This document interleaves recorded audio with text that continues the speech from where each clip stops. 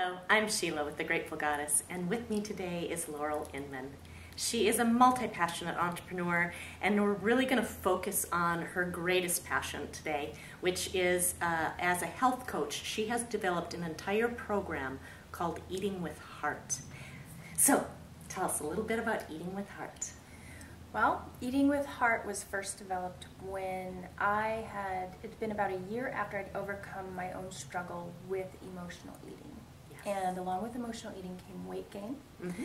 And then years of diets, gaining the weight back, and then dieting and gaining it back. And it just ended up being craziness until I found a way out. And I then became completely inspired to help other women get free from the chaos. Yes, yes. So you mentioned dieting, different diets. Yes. Sometimes it fascinates me how young girls are when they first start. How old were you when you first? Oh my gosh, probably 12, 13. Wow. When it started, when it kicked in. Yes. Because I was the chunky one, my sister was the thinner one. And throughout different periods of our lives, and so I was amazed at her natural ability to turn away food. I never had that. Did you have an association to food and something else for you? Did it have? Oh yeah. Yes. Yeah, it was the ice cream after a play, after a hard day. It was just it became such a soothing, even grounding factor for me because I just felt ungrounded in the world as I was growing up. So yeah. So, and really it kind of stemming from the comparison of yourself to somebody else, you know? So I think, again, with media and with, just the way our culture is, we so often have a tendency to compare our lives to the other people close to us and see how do we measure up. Absolutely. Do you have advice and guidance that you help people in that regard? Yes. It's really fascinating that the minute we stop beating ourselves up, and oftentimes we believe that, if I only guilt myself so much, I'll stop this behavior. I'll stop overeating. I'll stop, going on that next diet. And actually the opposite is true. When we learn the compassion and the gentleness, we begin to slow down enough to be able to gain traction into freeing ourselves from these limiting patterns that keep us stuck. Right. Because it is, I don't know why we all have that innate tendency to beat ourselves up for not being perfect or for not living to our expectations of what we should be and do and look like. Right.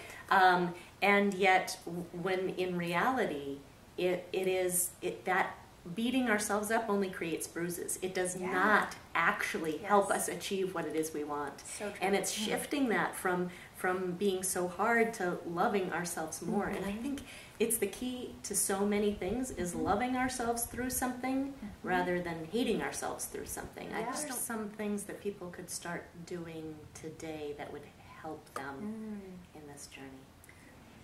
First thing I would say is to become really aware of the body. The body's actually our friend, and it's full of information and knowledge and wisdom. And if you took away one thing, it is to distinguish the difference between true hunger and false. False hungers are all up here. Yes. It's the, it's time to eat. Oh, that looks good. Oh, I'm not going to get that birthday cake later. I might as well eat it now, even though I don't want it. And true hungers are in the stomach. So how we're driving our cars and all of a sudden the gas light goes off? Well, our bodies have a similar cue. It's a mechanism. I call it the hunger cue. So when the stomach starts growling, that's the cue to go ahead and eat. So the body will use everything that we eat when we're hungry. When we're not hungry, the body says, I didn't need that, but I got it anyway. Well, I'll just store it. Yes, that is huge for people. There's a lot of hunger confusion in America, and it makes sense, right? Right. Food is available 24 hours a day, 7 days a week, and it's in abundance. Yes, so, yes. Yeah. And as you say, so often it's that comfort. It's it's something. It's the stress relief. It's the excitement. When you're bored, it can be so many things. And it's celebration too. And it's celebration. So even when it's on the positive note, it's still Yeah. Yeah.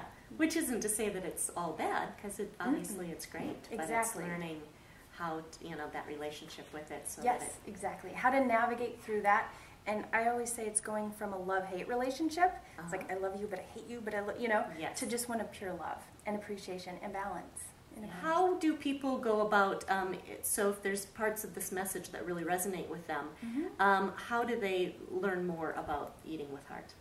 They can start on the website, so that is eatingwithheart.com, and there's free articles, there's a free assessment to see, so they get a feedback on how, pretty much how stuck they are, and is it a chronic problem, is it a seasonal problem? For some people it's just here and there, for some people it's just a trigger here and there, so they get to see like where they fit on the spectrum, and then there's many resources available from there.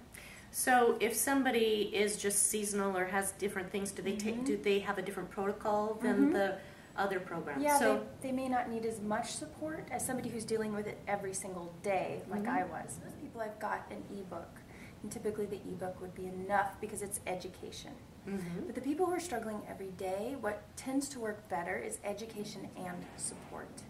So then we've got, for that, I've got a 12-week online program where you get the education, but it's weekly lessons, and it's also access to a private Facebook forum. And then they also have access to me if they would like additional personalized support.